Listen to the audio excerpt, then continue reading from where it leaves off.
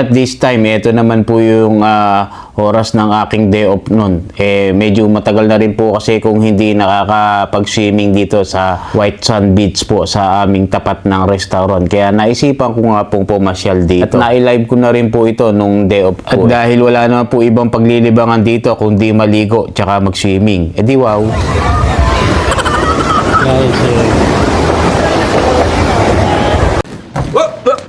Here I come. Oh, here I come. Oh.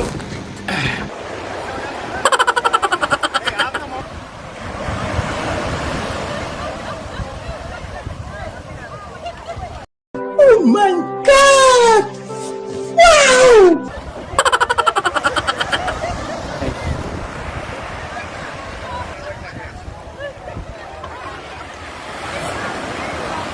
At dahil nga nainom pa ako netong mga time na yan, kaya hindi pa po ako nagsiswimming. Pero nung inubos ko na nga pong inumin itong aking iniinom na alak, ako naman po ang maliligo or mag-swimming nga po. At saka that time po kasi ihi na rin ako na to kaya naghahanap ako ng mapapag-ihian. Kaya pag-isipan ko, pumunta na lang dito sa may dagat. Hindi naman din nila alam yun na iihi ako dun Sino ba ang gawain dyan mga bossing kapag maliligo sa may swimming pool o sa may dagat naihi. Kaya nga ito nga po naglakad-lakad ako at naghanap nga po ng pagpupwestuhan nga natin dahil nga medyo loaded that time dito sa aking pinuntahan dahil marami nga pong guest at that time dito dahil may cruise ship nga po dito sa harap ng aming restaurant.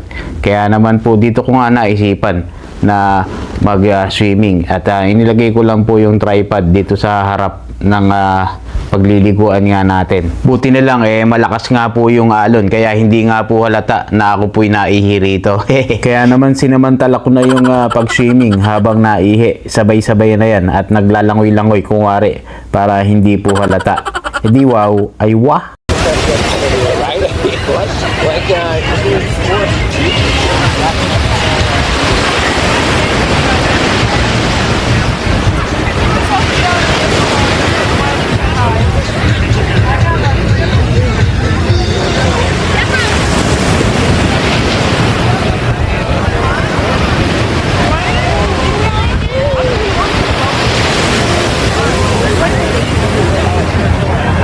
Nakaka-enjoy din talaga mag-swimming dito kaya lang malakas yung alon. Tinatangay ako dun sa malalim kaya pagkatapos natin jumingil aalis na nga tayo. At lilipat naman sa may kabila. At syempre hindi ko na nga po i-video dahil nga po ilang beses ko na rin pong na-live dito sa aming area pagka ako po yung nagsiswimming Syempre enjoy ko na lang muna yung time. Day off nga di wow. And yun lang, salamat and palagi nating tatandaan, God is good all the time. Alright, God bless.